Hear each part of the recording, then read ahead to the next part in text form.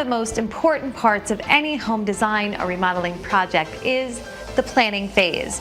But sometimes the plans alone are not enough to overcome some of the unforeseen challenges that may happen along the way.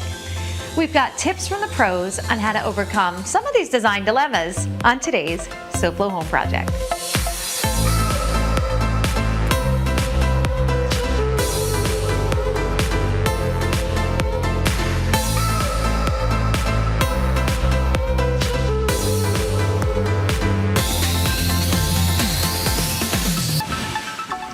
Welcome to SoFlo Home Project. I'm Alena Capra. So as an interior designer with over 20 years industry experience, I could tell you the job definitely could come with some challenges along the way. Just about every industry professional has had to overcome design dilemmas in the installation phase. But it's truly about how you tackle those and solve them that makes for a fabulous end result.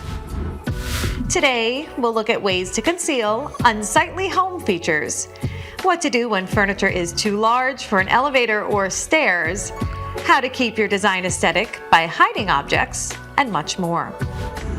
So usually one of the first parts of any design process, whether you're renovating or even furnishing a space, starts with the measure of the room. And as you go around and start measuring, you might encounter some things like structural column or soffit that is part of the bones of the home. So these are things often that maybe can't be modified. And in this case here, there is some plumbing that runs through this column. So I used some wall covering on it to make it look like faux concrete, give it a little bit of character. We've seen columns adorned with not only wall covering, specialty paint finishes, wood veneer, even mosaic tile. There are so many different ways to make things that can't be moved a beautiful addition to any room design. But often you might want to take it one step further and make it a functional aspect to the design as well. So we've got one great segment here where the designer brought in not only the beauty, but the function to surround a structural element. I love that the cabinetry still sort of connects, like you did this beautiful china cabinet, but built in. So this actual china cabinet has a secret. This door over here doesn't work. So what's behind it? So this is where we hid a huge column. So once we took everything down, we realized we had this column to contend with. We've got structural things in the building sometimes, right? At the beginning seemed like a problem, actually turned out to be a beautiful solution. So wasn't that such an amazing way to conceal and add function and storage? We can never have enough storage. So anytime I think you can kind of create a beautiful design element out of something structural, it's a win-win. But at other times, you need to hide things that perhaps you need access to. We've also got some great ways to conceal things like entryways to other rooms in the home to, again, not interrupt the flow of the design. It's really all about those hidden doors, so whether there's an appliance behind it or an entry to another room in the home, there's always a great way to bring that design in for a seamless look on the walls. So Tamara, this is the other side. Beautiful. Yes, thank you. Now, of course, you've continued with this beautiful mix of textures and the materials.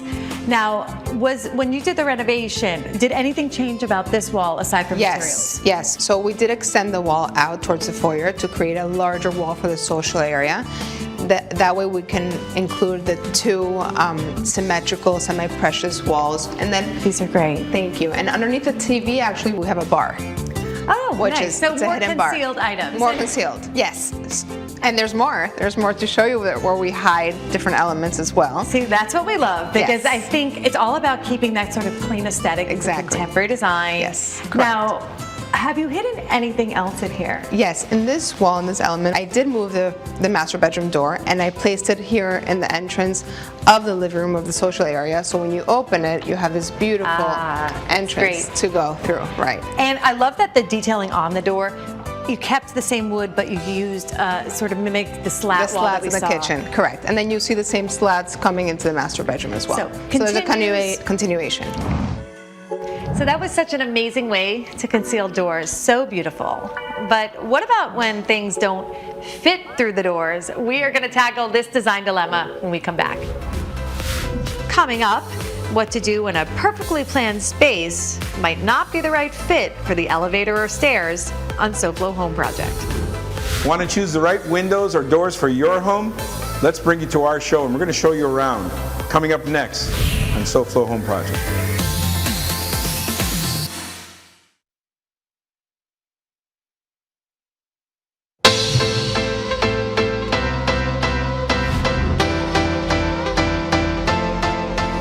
Welcome back to SoFlo Home Project. I'm Alena Capra, and we are continuing to talk about design dilemmas and how we solve them.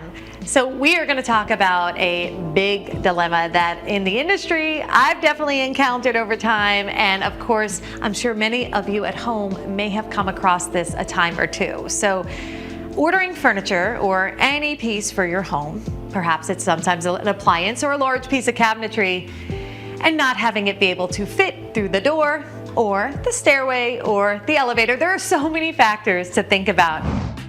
Bianca, tell us a little bit about this space.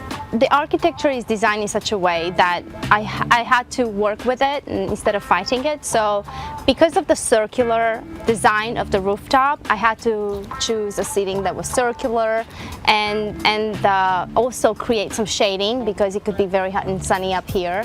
And this piece was perfect for the place. My big question too is, I know this did not fit through the stairway, so how did you get this up here? Tell us.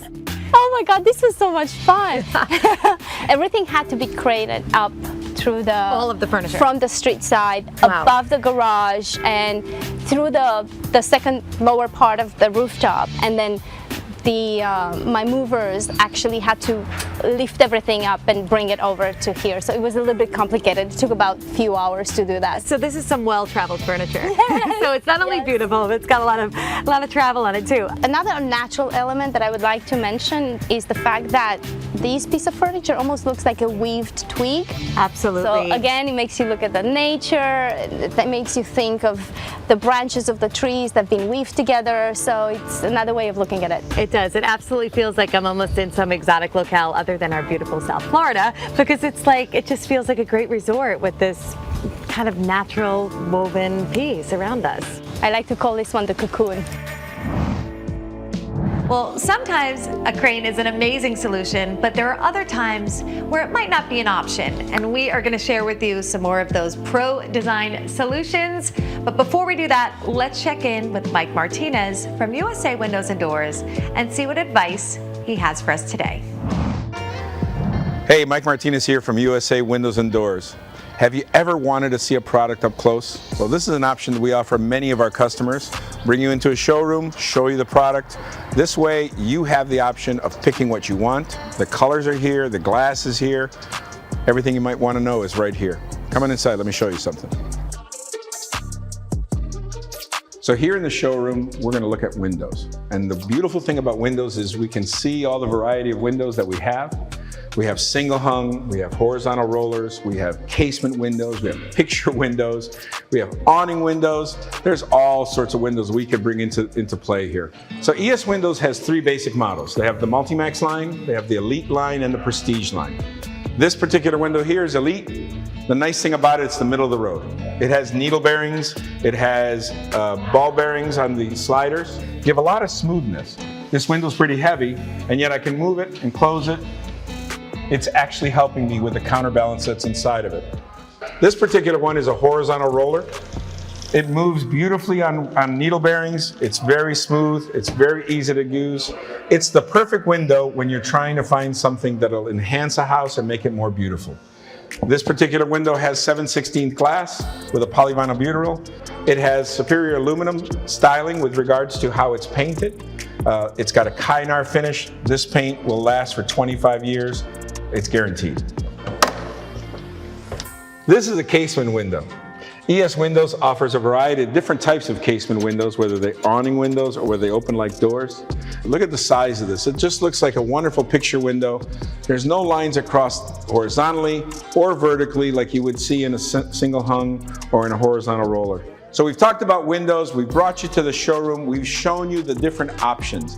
USA Windows and Doors, we offer solutions that make sense. Look us up, usawindowsanddoors.com, or better yet, give us a call right here. The number's on the screen. Back to you, Alena. Thanks Thanks, Mike. So there are other times when I've definitely been there. You may have been there as well. You order a sofa and it doesn't fit. Might not fit in the elevator, might not fit down the hallway, might not fit up the stairs. We have all been there at one point or another, and there are some expert and pro tips that really help solve this dilemma. And check out the advice from this upholstery team. Are there anything that kind of sticks out as like a memorable, like a piece that one of a kind? They're all different, right? They're all unique, but Possibly a delivery that we had 6 sofas that we had to walk up 6 flights of stairs. See, that's the other part. That's the other part of the equation, right? When it comes to custom furniture, sometimes you are designing around like larger pieces that have to fit in a condo, that have to fit in an elevator, that have to fit up many flights of stairs. There's a lot of thought that has to go into how to make that work.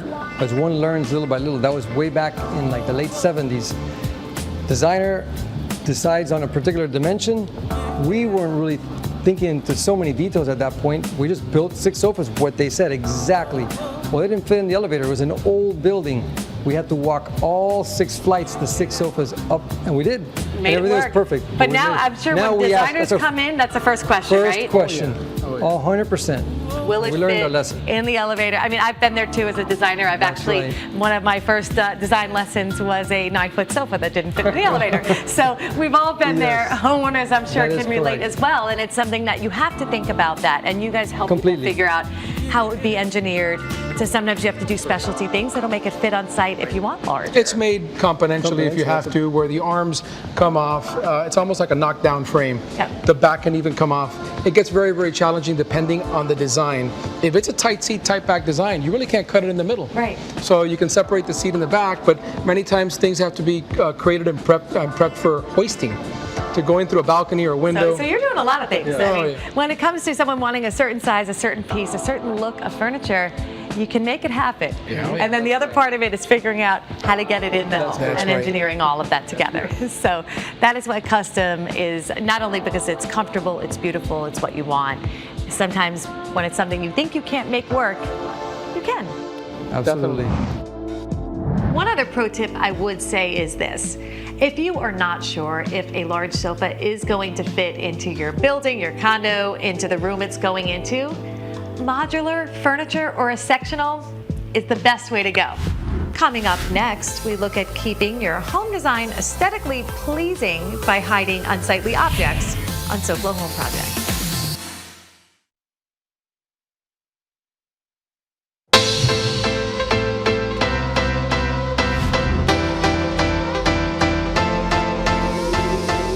Welcome back to SoFlo Home Project. I'm Alena Capra, and we are continuing to share with you some ways to overcome some classic design dilemmas. So before the break, we took a look at when the furniture doesn't fit and how to modify to bring it in. And we even talked about ways on how to conceal structural columns, pipe chases, anything that can't be removed from a home, but to make it beautiful. So now we're here in the kitchen, and I thought a great time to talk about concealing those countertop appliances. Often we like a clean countertop, a clean aesthetic. Of course, we need countertop appliances for everyday living, but one of my favorite ways is to use either an appliance garage or conceal some of the appliances behind simply the door. So over here we have got the air fryer, the toaster, but there's so many other ways to conceal appliances in the kitchen. It is getting more and more to be that one request. We're even seeing it go one step further with the cabinetry, from doors that fully pocket back to reveal perhaps a coffee bar or even a bar itself. Or there are ways where you can even conceal almost the entire kitchen. Cabinetry is the key thing to think about, hiding things, and you could definitely do that in any kitchen, whether big or small. Often another area of design where we need to conceal or maybe take attention away from when not in use is the television itself. Long gone are the days of the big bulky TV that we're building around. Now there are so many other options when it comes to concealing them. Perhaps you live in a home where the views are great and there's floor-to-ceiling windows everywhere. Where does the TV go without blocking the view? We have seen it come down from the ceiling. You could also even use a television that hangs like an art frame itself and display any kind of digital art on the screen. That is another popular solution. Mirrors are also another option where you can hide a TV. We often even see this in bathrooms where they're concealed behind medicine cabinets or behind the mirror itself. So often there are more things to think about other than just concealing columns or appliances, but if you live in a condo and you have a separate service entry to the home, sometimes that might not be in the most desirable spot, and you may need to conceal it. So check out what I did here. The one thing you didn't like was that it was so closed off to the family room. It was closed off. We had a wall separating the kitchen from the family room, as a lot of older apartments have. The colors were completely different. It was a disaster. We completely transformed the space, made it more functional. I think, one thing that was important that we spoke about was having a big area here where you could cook, but you also have access to the family room den and the TV right in front of us, and the big peninsula that we have right up here. I mean, the kitchen pretty much ended right where we're standing. So now we have the kitchen that goes on to the end. Well, and the reason it ended there was because your service elevator door entry was right in the middle. And that was the big issue we had. How are we going to hide the service entry door within the space of the kitchen? Well, and I give you a lot of credit for this. Let's go show. It looks like a pantry, but it actually is. So with the split door function, it creates the look of a pantry. And Exactly. I think with a single door, it definitely looks like a door. Yes. So going with this look allowed us to hide the fact that it's not just an entryway in. And then continue the kitchen onto this side.